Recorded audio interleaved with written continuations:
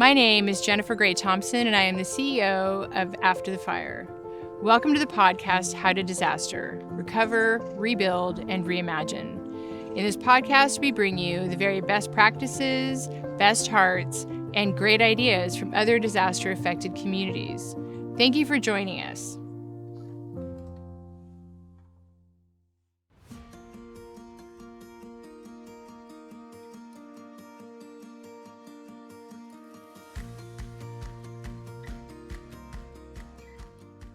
So welcome again to the podcast. And today I'm excited to welcome to our show the author of Fire Story. Brain Fies is a cartoonist, a Santa Rosa resident, and he's also a fire survivor from the Tubbs Fire of October 9th, 2017.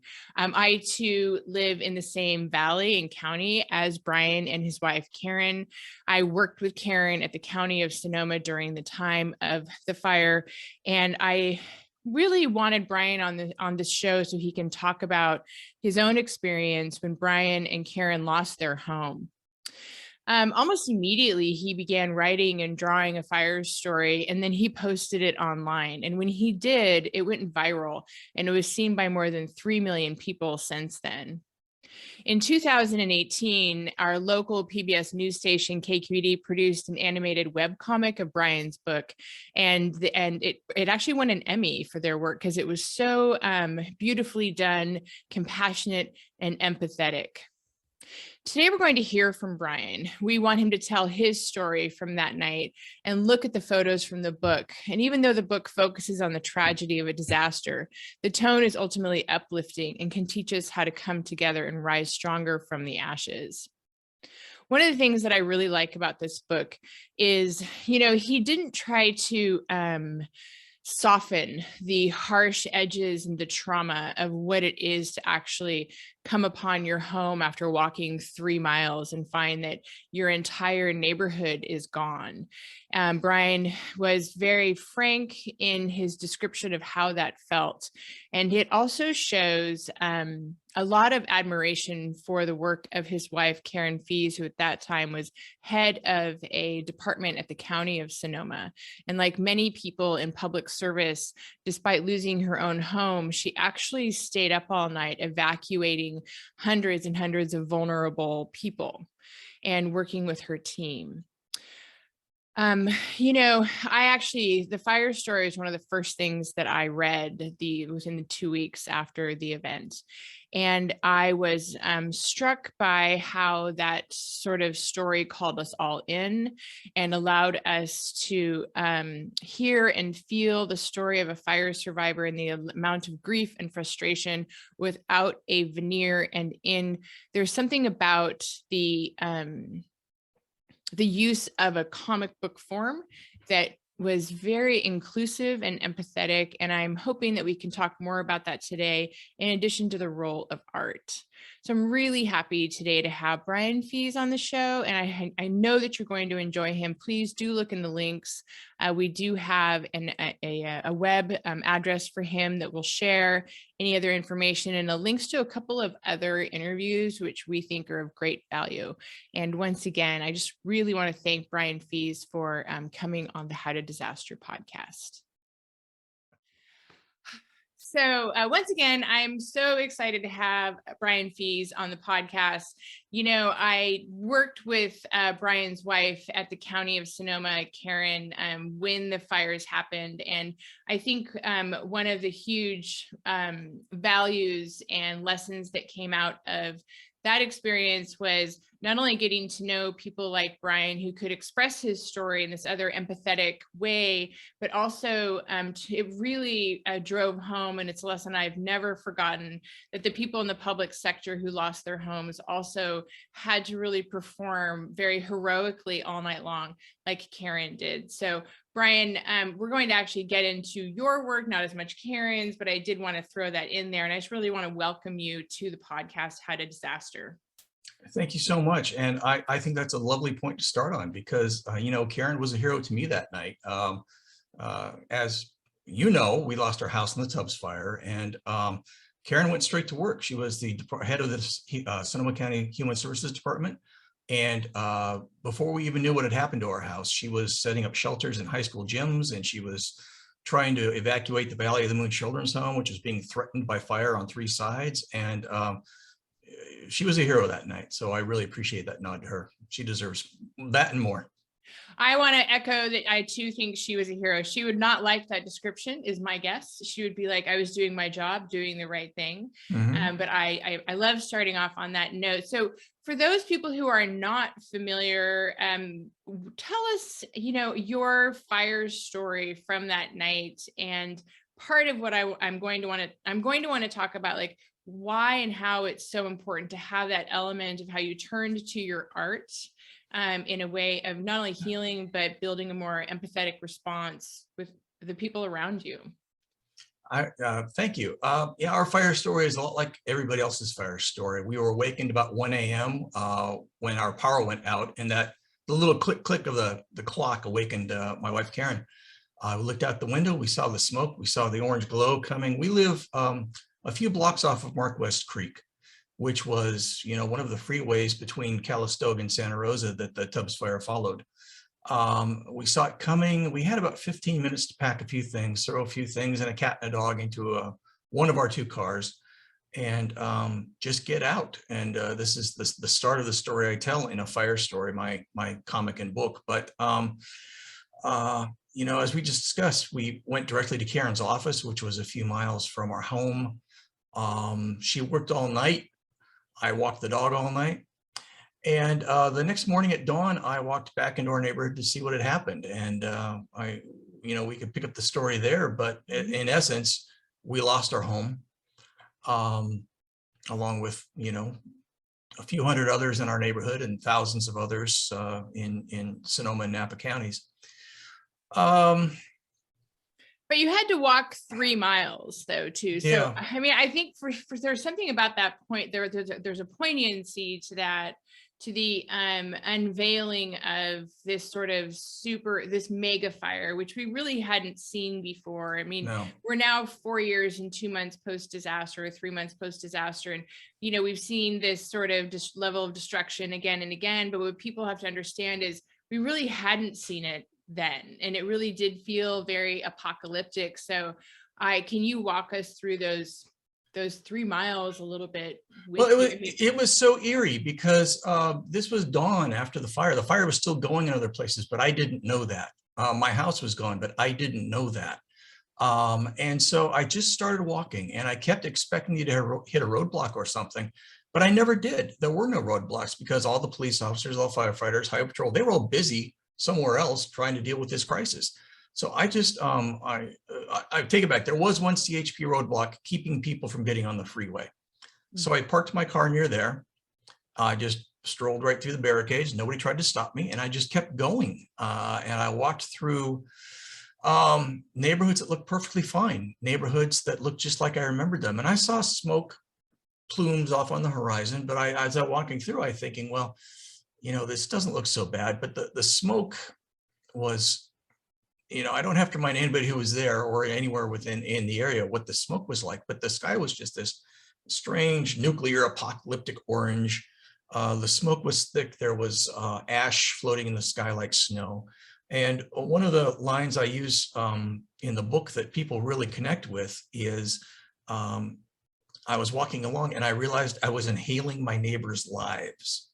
Whatever their lives were made out of was in that smoke, was in that dust, the ash that was in the air, and I was breathing in my neighbors' lives.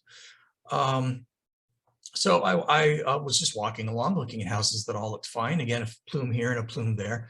Came around a gentle curve, and saw that my entire neighborhood was just flattened. It looked like the aftermath of an atomic bomb. As far as I could see, for a mile ahead of me was flat and gray with some toothpick trees. And it was strange because, you talk about sort of my mindset is I was in shock, but I knew I was in shock. And I've always had this sort of pair of eyeballs floating over my shoulder, watching me watch things. And this pair of eyeballs is saying to me, yes, you can see you're in shock, but pay attention because you're going to be writing about this later. Oh. you know? So as I'm walking into my neighborhood, I'm taking pictures of things because I know I'm going to have to draw these things. I know I'm going to tell my story as a comic. And we can talk about why the heck would you tell this story in the form of a comic strip? It's because I had experience telling stories in the form of a comic strip before. But it was very strange because even though I could see everything for as far as I could see was gone, I still sort of in the back of my head had some illusion, some hope, some vain hope that if I turned the corner of my street, my house would be sitting there at the end of it just fine. I just, even until I was standing right in front of my house, there was a part of me that just couldn't believe that it was all gone. And we went from there. Well, and I think that sort of, it's almost like a coping mechanism to have that magical thinking, though, which is so much of what we encounter still in communities that can be right in the middle of a forest, but then be leveled. And it's always that, yes, I know this happens, but it doesn't, but I just didn't think it would quite happen to me, or I kind of hoped. It's not that anybody thinks that they're special or exempt.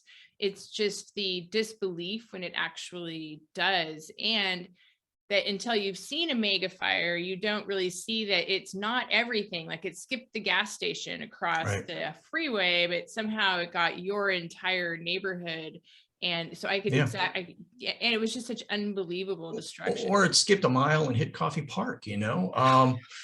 And you know, I very much like your comments at the start that this was the first of a thing that has now become a routine thing, which is just horrific. But I read an article the other day about the fires in Colorado and the phenomenon of the urban wildfire.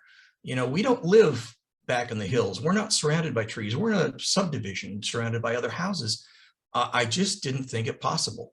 I couldn't. In fact, we called our girls after we evacuated, and we told them, well, we're evacuating. But I told them, I don't see how it's possible for a fire to get into our neighborhood. I just couldn't conceive that this fire blown by 70, 80 mile an hour winds could just mow down everything in its path, including an entire neighborhood in what had to have been a couple of hours. Because by the time I got there after dawn, you know, we left at 1:30. I came back in at like 7 a.m. In that 5.5, 6 hours, everything was not just gone, but it wasn't any, it was barely burning anymore. There's barely any smoke. It was like a cold fireplace. Amazing. I had no idea fire could do that. Well, I think that we didn't understand that fire is largely, we think of it as orderly, like in our fireplace, or don't like leave something on in the kitchen. I think that's how we've always been thinking about it until we call it the era of megafires. Yeah. And it's largely a game of embers. You know, it's the ember cast, and the ember cast can be the size of an ember, or it can be the size of, you know, a car, and it can be, and they're like emissaries that get sent 5 miles ahead. And even in the case of our fires here, after they took out or simultaneously even Fountain Grove, Larkfield, you know, your neighborhood over there, it took the overpass.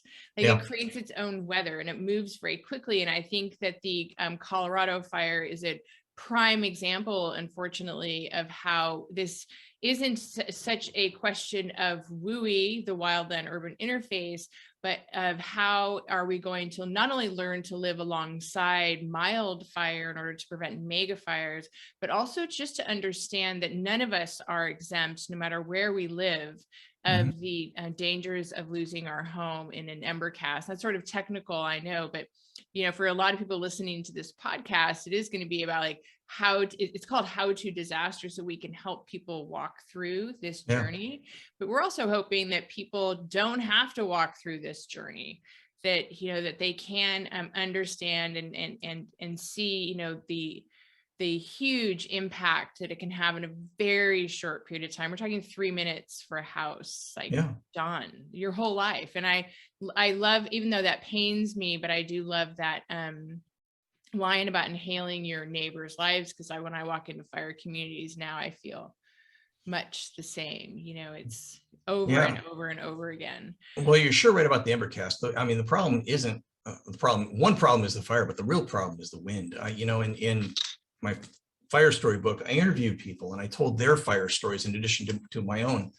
And I interviewed a guy in there named Mike Harkins, who spent the night in his neighborhood trying to save his neighborhood single-handedly with a garden hose, running from house to house, putting out embers. And he said there were times when he'd hear an explosion and he'd look up and he would just see a a Milky Way galaxy of embers going over his head. And he said it was almost beautiful. It was almost just like he just had to stand and watch it in beauty and awe until he realized, oh no, I need to go put those out. And it eventually got to be too much for him. I mean, he single-handedly managed to save many houses in his neighborhood except his own. He couldn't save his own. So it's a remarkable story, but you know, the embers were burning holes in his shirt, and it was just, the ember cast is amazing. And you know, I don't want to jump topics too much here, but you know, I think one of the messages we have for preventing these things in the future is wisdom about landscaping and land clearing and building codes. Our original house that burned down was built in 1986, I think. Mm-hmm. And in the 35 years since then, well, actually 30 years until the fire, building codes have changed so much that now we've got hardy plank, which isn't as flammable as the old wood boards. We've got roofing materials that are fire resistant. My house has sprinklers in it now. You know, we've got all these building codes. We've got more wisdom about how to handle these wildlands, how to handle what you put around your house, the bushes, because a lot of the times what caught fire were the bushes at the foundation of your house. And then your house is gone because your roses caught fire. Or your vents. You had the wrong vents. Like, who knew that vents were such a, I didn't know before 2017, like that vents were, you know, the entire role of that. I'm curious, I would actually like to go back to that moment when you're walking through something that you know that is very sort of completely world changing. I actually really liked one of the things that you said in one of the interviews. I think it was the PBS interview, when you said that everything in your life becomes before the fire and after the fire. And it's a demarcation that, you know, cannot change, but there's that moment when you're actually in that transition phase of before the fire and after the fire, where it's almost like an artist's mind, you know, or some people might treat that as trauma, but I love that a lot of artists treat that as an opportunity for this other side of you, this other set of eyeballs. So can you talk about, like, you know, of course, you know, you have to go to the store and get your basics because they're all gone, but also you bought art supplies. And what was that like? Well, I think there's a couple things going on. I mean, the sort of glib, obvious answer is it's therapeutic for the artist. This is how you deal with things. This is how you process it and understand it and come to terms with it. And I think that some of that's true. I think in my case also, writing about it, talking about it, telling stories about it, making a comic about it and putting it online, and then later in a book, is how I gain a measure of control over the situation I have no control over. You know, I'm not a firefighter. I'm not an emergency response. I'm not a first responder. So everything out there is out of my control. I can't stop this fire, but I can control how I tell the story of the fire. I can control that narrative. In this book, I am the God and King of this world that I create in here. And I think that it gives me that illusion of control. I think it provides something constructive I can make out of this very destructive thing. And I've encountered that in my work before too, which is something horrible has happened. Well, you can make that a positive. Not that you turn the whole thing into a positive. It's always sucks, but you know, you can wring some small little bit of goodness out of this horrible experience. And I think that's part of it. So, you know, there's a term for that I've been reading about lately that you might be interested in, called tragic optimism. Yeah. And it's very much how I operate, which is I expect bad things to happen, but then what can come out of that though? So I just wanted to put a note in there that there's an actual term for that. It actually came out of the Holocaust, which, so anyway, go ahead. Oh, I find that fascinating. I've heard that term before too. I think Rebecca Solnit writes about it sometimes. She does. Yeah. A Paradise Built in Hell is a great book for those of you who are curious about how people actually behave after a disaster, which is pretty beautiful. Yeah, it can be. And again, not to jump around too much, but you're absolutely right. I mean, most of the people we met were nothing but kind and sympathetic and wanted to be helpful. Even if they weren't always helpful, they wanted to be. It really brought out the best in people. And I think it can bring out the best in the people who experience the disaster too. I mean, I've led a fortunate life in that I've never really been tested in a deep way. I didn't serve in the military. I've never really sort of faced something, you know, one of my mom died, but that's kind of the course of life. I came through this fire feeling like it tested me and my family, and we came through it. You know, we passed the test. So there's some, I don't know, there's something good in that. There's some measure of satisfaction or something in knowing that you could get through something like that, because we know people who didn't. We all know people who didn't. Yeah. We know husbands and wives who got divorced. I know many people who I'm absolutely certain their death was hastened by the stress and the horribleness of the fire. They didn't die in the fire, but they died the months after the fire because it just knocked the stuffing out of them. It just took away their will to live. And you know, the cliche is what doesn't kill you makes you stronger, but sometimes what doesn't kill you just really weakens you and kills you later. You know? I don't like that cliche. I don't like that cliche at all, because it damages you, it hurts you, and it wounds you, and the wounds don't go away. They kind of scar and scab over. But the one word I hate most is closure. Once in a while, somebody will say, well, you know, do you feel a closure? No, never. Never, never, never. I'll punch you in the face if you say closure to me. There's no closure. You just go, you build a new life, but your old life is gone. You didn't have a chance to say goodbye to it. You didn't have a chance to bring anything with you. And you know, the closure people I've kind of put up there with the, well, it's just stuff people. You know, and sometimes they mean well, and yeah, you're right. Nobody in my family died. I'm grateful for that. Nobody in my family died, but you know, I could have done without 95% of the stuff in my house, but that 5% I will miss forever. And I still miss every day. You know, people ask, what did you lose that you really miss? And it's stuff that has no monetary value. I mean, the one I always think of is, I have twin daughters, and when they were in utero, we had the ultrasound, and we had a Polaroid picture. It's a little Polaroid, the very first picture of them in utero of the two fetuses inside my wife. And we kept that posted on the fridge forever. And then we put it in a baby book, and it's gone. It's gone. I'll never get that. I'll never see that Polaroid again. You know, what's that worth? It's worth 30 cents worth of Polaroid film. Doesn't matter. But it's you know, it's a fortune. I think this is a good actual moment to put a pin in that in particular, because you know, as you may know, we deal with newly fire affected communities all the time. And you know, I'm working with this woman who I'm in contact with, who lost her homestead in the Dixie Fire. And she is in that searing rage grief stage. And I am always encouraging her to just keep in it if she has ever long as she needs to be in it. And I see people respond to her online by, oh, you didn't die, or they're trying to minimize her grief. And what I say to her since like 2 days after her house burned was, your life meant something and it was worth grieving over. The life you have now is worth you know, nurturing and pushing forward in the way that it should be, but don't let anybody take away your grief for the life that you had. I think that's wonderful and beautiful. I think that's entirely apt. I don't think there's any right or wrong way to get through this. I mean, I know people who were just flattened by it, and I know people who kind of float through life like a leaf on a creek, you know, and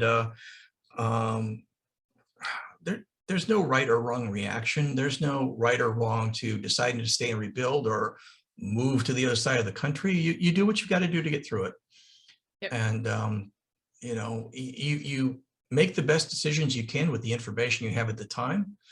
You know, I've through my book and stuff, I've sort of become a contact point and resource for people as well. They say, good God, Brian, I just lost my home. What do I do? And you know, they're kind of like, should I start plowing the land? Should I, you know, contact FEMA, fine. Maybe they'll help, maybe they won't. They didn't do much for us. But, you know, one day at a time, make a list of what you're going to do that day, get through the list, make a new list tomorrow.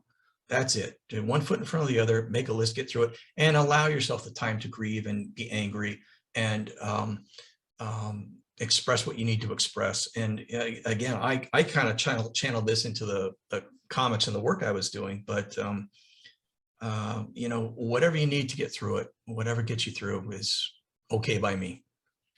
I love that. And I think that a lot of people need to hear that. Not only people who have just gone through it or still going through it or will go through it, but those around them need to hear that. However, people need to process it.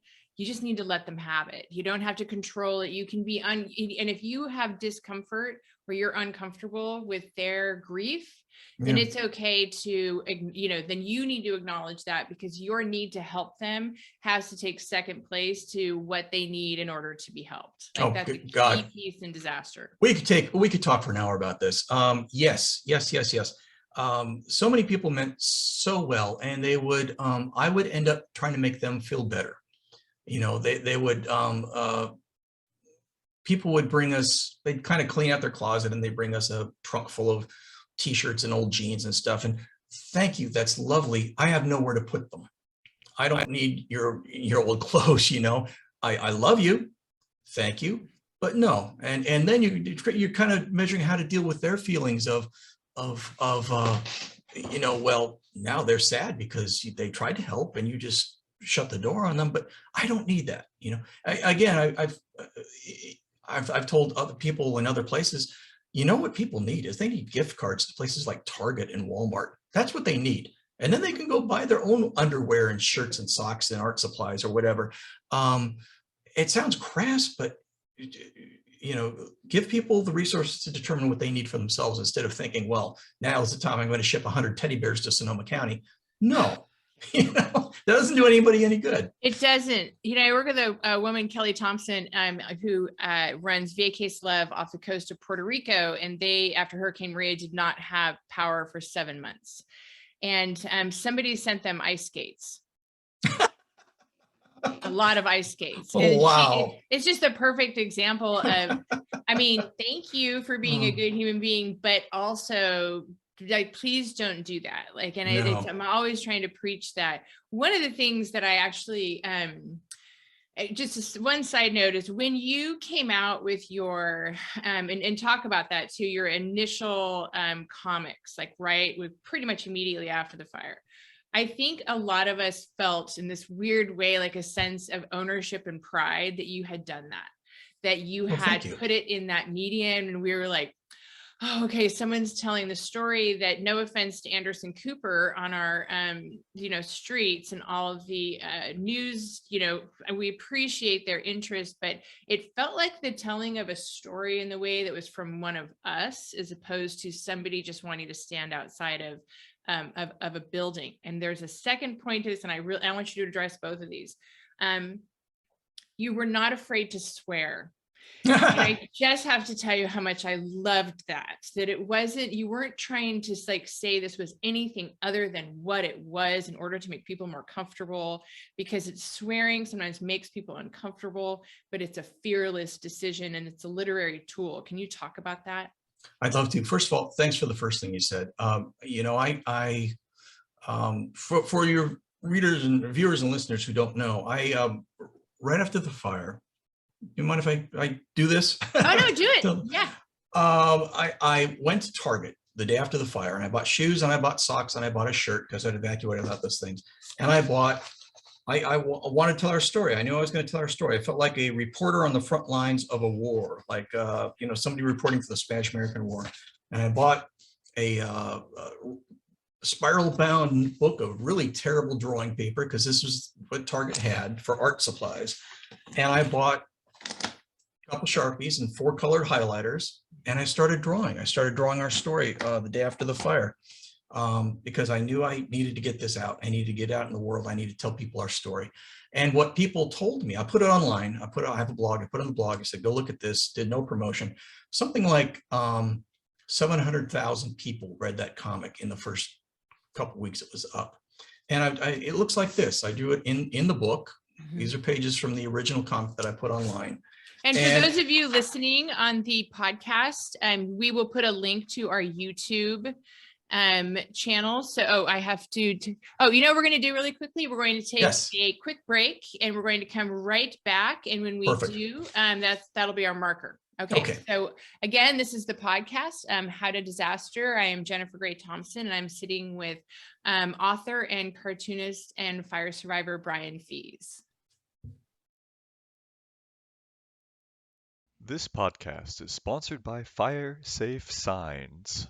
In a disaster, seconds matter. Fire safe signs give first responders critical information like, can a fire truck make it down the driveway? What water sources are available? Fire safe signs help property owners provide crucial information to first responders, and they're made in the USA. Getting this information in seconds helps save lives. Together, we make our community safe. Visit us today at firesafesigns.com. Welcome back to the podcast, How to Disaster. Again, my guest today is author, cartoonist, and fire survivor Brain Fies. He lost his home once again in the Tubbs fire on October 9th, 2017. He has a few books out that are graphic novels, but the one we're discussing most today is called A Fire Story. We will put a link to where to find out more about Brian and the book in the comment section. So right now, what Brian's going to do is sort of take us through some visuals. If you're listening to this on a podcast, then you may want to refer to the YouTube version, because I specifically really wanted Brian to actually show us his materials and what he was doing, and sort of the impact of how he took a visual and then turned it into a graphic novel to tell his story. Yeah. And we're going to visit too about his choice as a literary tool to actually use profanity, which I love. Yes, I will definitely get back to that. Okay. I just wanted to say, I'd like to share the screen here in a second, but I'd like to say that, so a lot of people saw my comic in the area, across the country, around the world. And the overwhelming response I got was, I saw your fire on the news. I saw Anderson Cooper at your fire. But your comic was the only thing I read that made me feel what it was like to be there, that made me understand what it was like to be in your shoes. And that's why I did it. There's nothing more gratifying. That was the point of it, was to explain what it felt like on the ground, not just what it looked like, but what it felt like. And that's what the medium of comics excels at, is not just, it's not a video, it's not a screen photographic accurate representation of the event, but it's perfect at using metaphor and symbolism and inner dialogue to convey the feeling of being there. If a comic's working right, you feel what that experience is like, and that's what I was aiming for. So when people told me that was great. So may I share the screen? Yes, you may. Do you see a devastated fire area? I sure do. That's my street. This is, as I said, as I was walking in my neighborhood the next morning after the fire at dawn, I was taking pictures because I knew I would be talking about this later. That's my house. And those are the art supplies I just showed you that I went to Target the next day and bought. That's what I drew my webcomic with. I love that you took a picture of that, by the way. I just do. Thank you. I just think it's important. So I love that detail. So this is what the artwork looks like. Not my best artwork, but I was under duress. I was drawing as fast as I could just to get it down and out, because I wanted to be immediate. I wanted to be news. My first job out of college, I was a newspaper reporter, and I really felt that sort of journalism instinct kick in. Like, I knew I was in the middle of an historic event and I felt a duty to report it. So that's what I wanted to do. So I took photographs like the one on the left here, which shows a street with a fire hose kind of sprawled out on the street, still connected to a fire hydrant. And on the right, I've got my interpretation of that, which is a fire hose split and melted on the street, a valiant last stand routed into retreat. And again, that's my neighborhood in the distance behind the fire hose. My photo on the left and my drawing on the right of a basketball hoop that had fallen over into the middle of the street in a fire and had partially melted. And the caption here is, a fallen hoop that a boy lobbed balls at for hours every night after dinner. And I've since talked to those people, and they know that was their hoop. These are my mailboxes. Again, a photograph I took as I walked in my neighborhood on the left, and my drawing, my interpretation of that on the right. The steel posts of mailboxes bent like hot summer taffy. And these are mailbox banks, like 16 mailboxes in one big box that are just bent over like hot summer taffy. Mm-hmm. Photo of my front yard on the left, and my interpretation of it in my webcomic on the right of, you know, my redwood trees that are just that actually had pieces of my neighbor's roof stuck in them. Wow. I can see a refrigerator there, and in the garage was the car we left behind, and nothing else. If you were to look closely, you could see little spot fires in the background of the photograph, and I also drew a couple of those. There were still fires burning. I suspect those were mostly broken gas lines, but you know, I was the idiot who evacuated my house wearing sandals the night before because it was the closest thing to the bed. I didn't feel like lingering in a fire zone in sandals. No. And in so fact, I have special fire shoes boots that I wear to all of them, because you have to be able to rinse them off. Yeah. Yeah, absolutely. Mm-hmm. So as I said, I started writing and drawing and telling our story, and I put it on my blog, and that looked like this. Something like 700,000 people saw that in the first couple of weeks. It's 16 pages of our fire story that were republished in the local newspaper, the Press Democrat.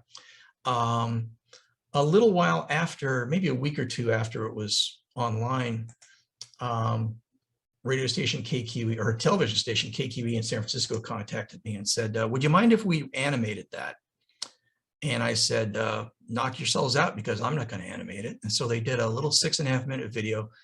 They showed it on the newscasts. They put it online. Again, it just went viral. It was nuts. Something like 3 million people saw that thing. And it went, I'm not going to show the video here, but it went on to win an Emmy Award. So I've got that going for me. And we will link it, just so you know, in the comments, because I think it's definitely important to see. Love that. What that means most to me is full thanks to the folks at KQED. It was just another way to get our story out, to tell our story to people, you know, in a very direct, painful, kind of raw way that I thought and hoped folks would understand. Oh, never mind. That's funny. I like that. That's a joke. That's what I know. But it's hilarious. The joke is, thankfully, I didn't let that go to my head. That's the joke of, for the people listening, it's a picture of me in bed with my Emmy. So I'd forgotten that was in here. And so as a result of that, I'm going to stop sharing now. I've published other graphic novels before, and my graphic novel publisher, my editor, emailed me one day and said, listen, Brian, no pressure, no problem, but if you ever want to turn that into a book, we'd love to publish it. And one thing I've learned about publishing is when the publisher says we want to publish your stuff, you say yes. So, and frankly, that was in my mind from the start. So A Fire Story, the book, is a much longer story that doesn't just cover the first couple of days. It covers a longer stretch of time, more space. I interviewed 5 or 6 other people and got their fire stories. And because I realized my point of view was limited, my perspective was limited to what I had experienced directly and my socioeconomic background. So I want to talk to people who lived in other places, richer and poorer than me, a couple people who didn't lose their houses, but still had interesting stories to tell, I thought. So that's how the book came about. Now the swearing. All right, here's the original. The street made a jello curve in our neighborhood. As I rounded it, I knew. Fuck, fuck, fuck, fuck, fuck, fuck, fuck, fuck. All right. Yep. Here's my story about that is, and I love this story. Our neighbor across the street has also lost their house and have grandchildren. They went to live with their children and grandchildren after the fire. And the only way that they could help their grandchildren process what had happened to grandma and grandpa was to read them my story, read them a fire story every night at bedtime. And so they'd read the story, and grandma and the kids are like 5 and 7 years old. And they get to that part of the story. And grandma would always say, now, this isn't a word we use, but sometimes it's the exact perfect word. And grandma would say, fuck, fuck, fuck, fuck, fuck, fuck, fuck. And the kids go, and it was wonderful. I love that. I think that's a perfect rationale. You know, it's not a word polite people use all the time, but sometimes there's just no other word. And when it came time to publish it as a book, my editor and I had a long talk about that, because that's a word that's going to keep it out of elementary schools. And there's no other reason school kids shouldn't read this book, except it's a, you know, serious subject about serious things. But we couldn't think of any way around it. What are you going to do? Are you going to write fudge? Are you going to write F, X, you know, asterisk, asterisk, asterisk? What are you going to do? And so as a reporter, as a journalist, I felt it was important to report what I said and thought. And that's exactly what I was thinking and saying as I walked into my neighborhood. That was it. I was walking down the street, fuck, because that's what flooded my brain. So when it is such a startling, for people who haven't seen a megafire up close, like there are actually the number of what I want to say, it's the template of colors is very limited. yeah. You know, it's very rusty and black and oranges and beiges, and it's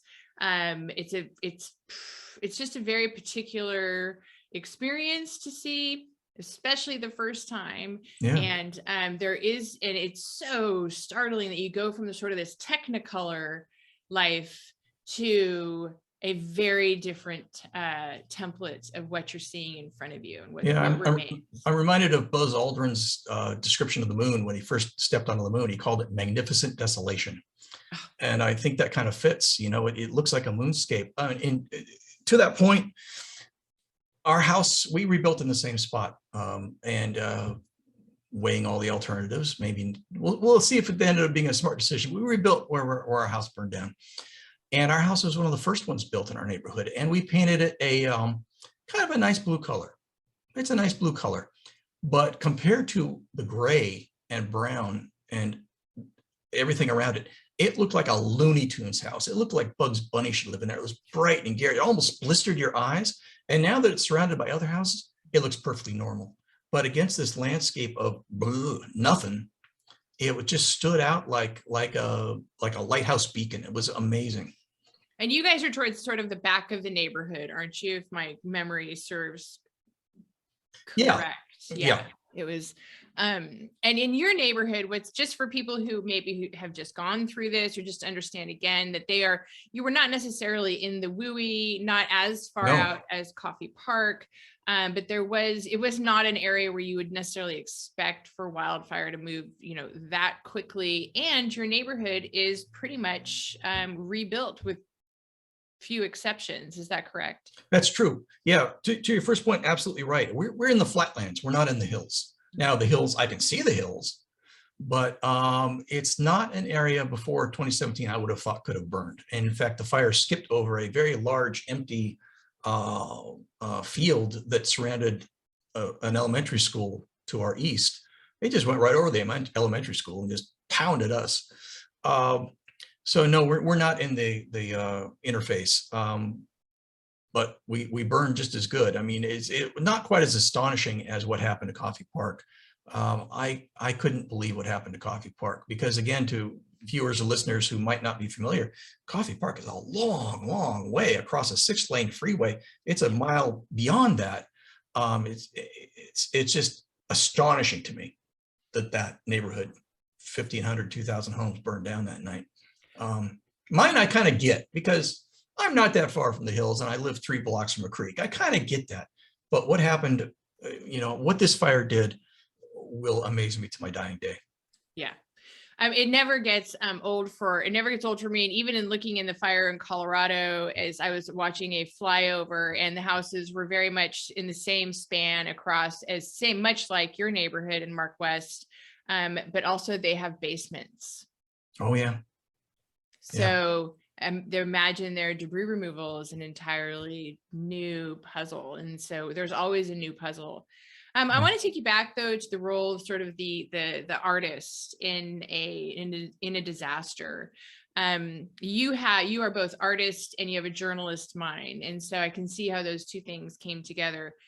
Can you talk about what the role is in creating art or amplifying art after a great disaster? Because so much of what happens, I was on a call this morning where they were asked, we're going to do case studies, and they were like, okay, so what's one of the benefits of that? And I said, well, the first one is you have to bring people hope. You have to let them know that they have a community, a network of people who maybe have been through it, which we did not have in 2017 at all. The closest we had was Lake County to give us some advice, but they also had the same wildfire event. So can you talk about the role of the artist or how other people have approached you as an artist, or for a newly fire affected community, how to nurture that and support it?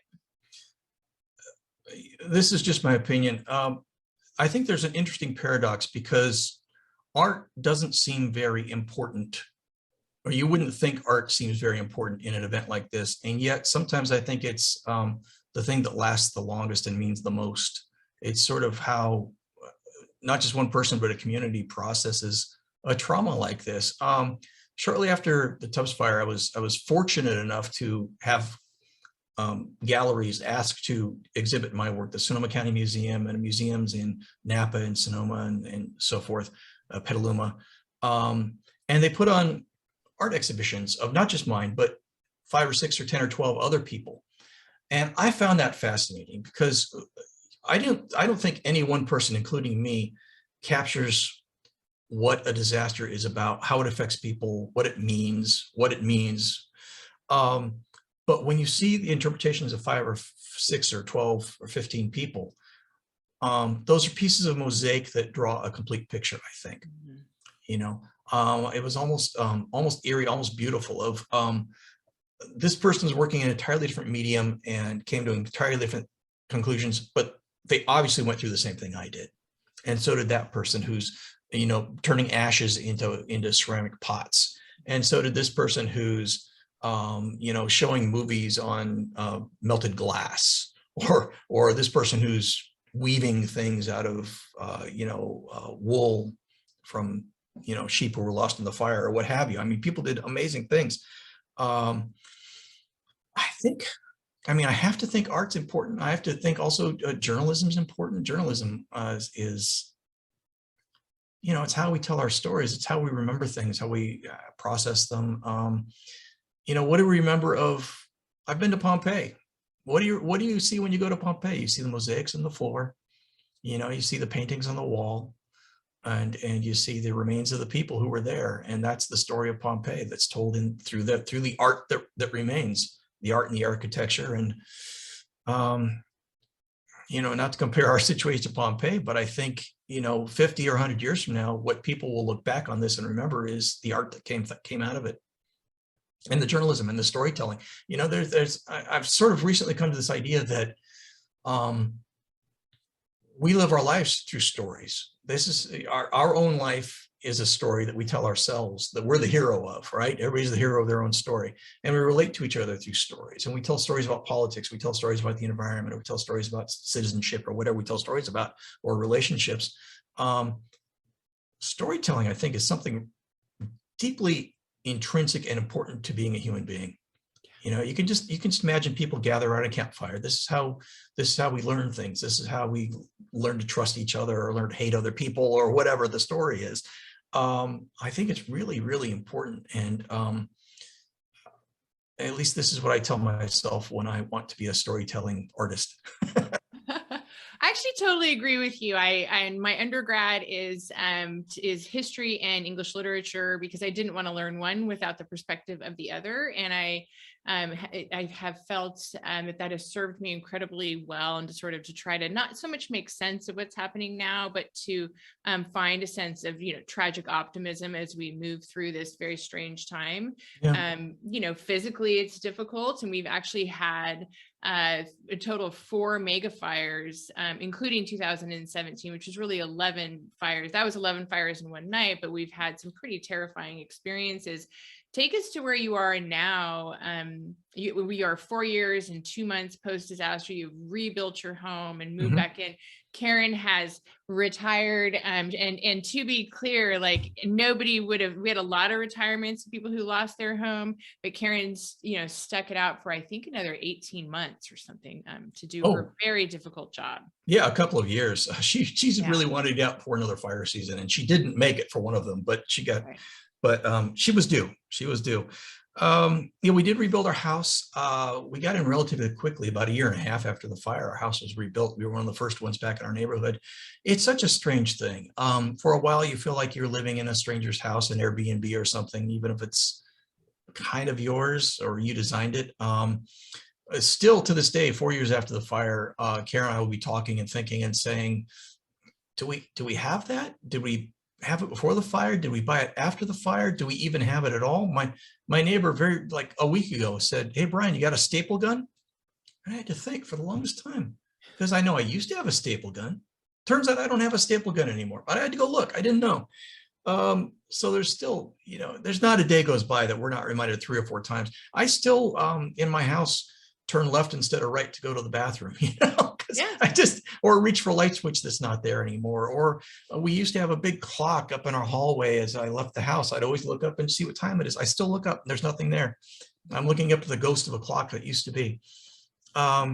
So, this gets back to the closure. There's no closure. You just kind of start your new life and you live it and you hope for the best. But, there are good days. There are a lot of good days. Everything's, we're fine. We survived it and we're in a beautiful house. And, but it, as we started, there's before the fire and after the fire. And the only thing I can compare it to is the birth of my children, which was, I had a life before then and I had a life after that. And it's that kind of just demarcation that you can just say, that is the 15 minutes my life changed.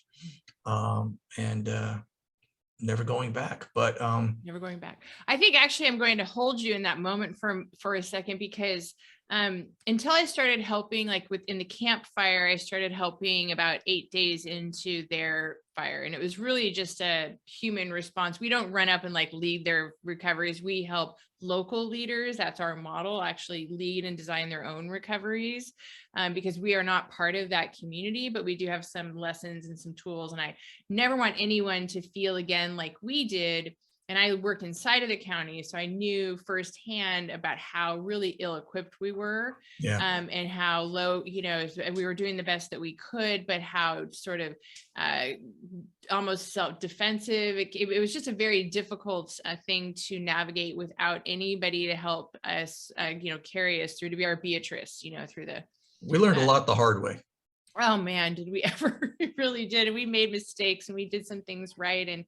And we did some things really wrong. And so we try to carry that very humble lesson to other communities. But I remember sitting with my dear friend, Charles Brooks, and he lost his home in the campfire. And he asked me if I would attend Rebuild Paradise Foundation's first board meeting, because I helped him set up an organization similar to the one that I was running. And the talk, and I've seen this over and over again, and the talk was, okay, so how do we get back? We were meeting in Chico because Paradise was gone, obviously. And like, okay, we need to get back. Like, how do we do that? We need to get back. And I looked at them and I was like, it just doesn't work like that. Yeah. You don't go back. No. You don't, but you can reimagine how you would like it to be next, and you can figure that out, but there is no back. Well, and there are opportunities for improvement in that too. Yeah. You can make things better than they were in some respects, but you never get over mourning the stuff that was lost, even if it was less perfect. Yeah. And then that's okay. Yeah, it is. Well, it has to be okay, because what's the alternative? Well, I think some people fight it though, like they fight a wave, and I think that, and I don't judge them for that, because, loss and grief and trauma, those are all very difficult things and very human things to navigate. And so I understand the sort of wishing, like that thing when you wake up in the morning and something terrible has happened and you think, I just wish I could go back to 2 days ago before that terrible thing happened, and then you realize that whatever you were or however you were before was gone, but now you have to reimagine your new life, and it's going to be bumpy and uncomfortable and inspiring, because like in your case, this terrible thing happened, but this thing of beauty was created from it. And this whole other, really positive thing, which was you told your fire story, and that's a really important thing to share. So, well, yes, once in a while, I'll get a little whiff from someone like, gee, good thing for you, your house burned down. What a wonderful opportunity that's been for you. I mean, the whiff, and it's just like, no. If I could undo it, I would, and I'd give up the book and the stuff that came with the book. Please. I mean, I don't know if you do this, but I still sometimes in the middle of the night with the lights out will be lying in my bed, and I'll just kind of like imagine my old bedroom, and I can kind of walk through my old bedroom while I'm lying in the dark in my new bedroom kind of thing. But you asked where I'm at now. A big evolution in my thinking has been has come with the realization that although our fire felt like the first of something, first of all, it really wasn't. There were other big mega fires before, but I've really come to see a fire story as a story about climate change in a way I didn't then. I was very reluctant to mention it in the original hardcover book that came out because, you know, big fires happen. Who knows? We had a big fire in '64, the Henley fire. You know, it happens. But you know, our fire at the time was the most destructive wildfire in California history. Not the biggest physically, but most destructive. The next year after that was one that was even more destructive. And then after that was one even more. That is not a record that should be broken every year. It just isn't. And Colorado and Oregon and British Columbia. And sometimes it seems like the whole western half of North America is just a tinderbox waiting to go. And I've recognized the pattern, you know, over just the last 4 years of it's a book about what living in a climate changed world is like, you know, and it will unfortunately and sadly never become irrelevant. I mean, you know, I gave a talk in Colorado a few weeks ago or a couple months ago, and that was just before the recent Colorado fires because they had big fires in Colorado. And I've been to Seattle, I've been to Portland, and they said, oh yeah, we've got those here too. And it's just Los Angeles, you know, everywhere I go, somebody's been through something like this. And but even more so in the past 4 years, because we've worked in every fire from the Woolsey fire to Santa Cruz to Southern Oregon Alameda fire to now we're in Central Oregon, and now we're being pulled into Boulder County in Colorado. And I never imagined that our model of care would be needed on a regular basis by so many communities. And in 2020, I just gave into it, and we were like, okay, we're in it. We're going to stay permanent. And this is an era of megafires, and it's really unfortunate, but I'm probably going to be recommending your book for the next, we see it as what the Nature Conservancy calls the determinant decade. And in that case, it's like how we approach climate change. And I just want to make sure I get that right. How we approach climate change and wildland management, because they go together, do you know? And so it's going to be relevant. You know, Brian, I felt really honored that you would come on to our podcast because, you know, since the fires, I obviously knew Karen before you. And then I really do mean it that when this trauma happened, I did not lose my home. So when I walk through my own head at night, sometimes it's about the life I had before the fire, because this is all I've done full time since October 8th, including like in Sonoma Valley when the county didn't have anybody but 2 employees out there. And I was one of them for 10 days. And our fires continued and got worse. And it's a different experience, but and so I can turn around and look, but now my relationship to my house is totally different. Like I'll paint a wall and I'll be like, it's probably gonna burn down. And a total fatalism about it, you know. I'm like, don't get too attached to that. It's us too. It's actually changed our relationship to stuff. You know, we first of all, we don't have anything older than 4 years, so we're not that attached to any of it. And everything we buy, it's just, do we need this? Do we want this? I don't need that. You know, I used to collect things. I don't collect things anymore because it'll probably burn down next time. What's the point? I mean, no, it's just, you know, the value of that kind of thing, the value of just having stuff to have stuff, totally eludes me now. I don't want it. I don't get it. I don't need it. Our lives are different now. It's just before the fire and after the fire. But I really have been, you know, without being too goofy, like a fan though of your work. And I do believe that people need to invite in and support artists. And in your case, like, you were poised to do this, and you took the time to tell the story of other people too, who maybe would not have had that opportunity, and I appreciate that. And I hope that one of the things that people take from this podcast is how enduring and important the message is, and the role of artists and journalists in how we recover and how we reimagine our lives to be. So thank you. I appreciate that. Thank you very much. That's very, very kind. Yes. And so again, we are going to link more about Brian Fies and a couple of other articles. And we're going to give a final shout out to his amazing wife, Karen, who really is a wonderful leader, and a quiet leader, my favorite kind, and the kind that is humble, and made a huge difference without a lot of jazz hands attached to it. So I would like to give them to her now in this. I'm going to piggyback that on this interview with you, and just really thank you. And I am looking forward. Tell us about your next book. Is a lighter subject, correct? Oh my goodness. Well, yeah. And later this year, 2022, my publisher is publishing a book that I actually did of a web comic a few years ago called The Last Mechanical Monster.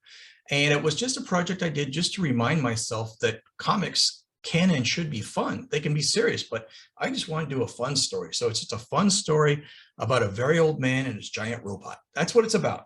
And I think it's delightful. I would, because I wrote it and drew it, but other people agreed. So it's going to be a book next year. And then I'm working on something that may or may not come out a couple of years from now. I'm very excited about it, but I'm not sure what's going to happen to it. So I don't have a publisher lined up or anything, but I'm working on a new project that I hope comes to fruition. Well, I hope so too. And I hope we have many more years of, interviewing you again, maybe in a year, and seeing where you're at. I think that the story of the long-term recovery is often missed, and how people are all invested in the first few weeks in the first year. And I think it's just so important to talk to people, 2 years, 3 years, 4 years, 5 years, 7 years on, that these things take time, and that's okay for it to take time. And so that's huge. The spotlight goes away, but the trauma and the suffering and the dealing with things goes on. And I really wonder and worry about kids who were 5, 6, 7, 8 years old during the fire, and now they're 9, 10, 11, 12 years old during the pandemic. And what kind of adult do you turn out to be when you've been through this, what we've been through here? I think there's going to be this event's just going to echo through the years for decades. Yeah. It could be a reckoning, or it could be the most impressive generation we have seen in a very long time. And I believe that. I believe that we might have a bit of both. And that, again, comes from that idea of tragic optimism, because I don't know how else to be. So. Yep, I agree. So once again, thank you again to Brian Fies. He is an author and a journalist and a fire survivor, and his book is A Fire Story. He has some other books as well, but that's the one we're focusing on today, and we look forward to your new book coming out in late 2022. And thank you for being on the podcast, How to Disaster. Oh, thank you so much. It's wonderful to be here, and it's great to see you. Great to see you too. Thank you for joining us on the podcast, How to Disaster. For more information, please visit our website at afterthefireusa.org. And if you liked this video, please hit subscribe.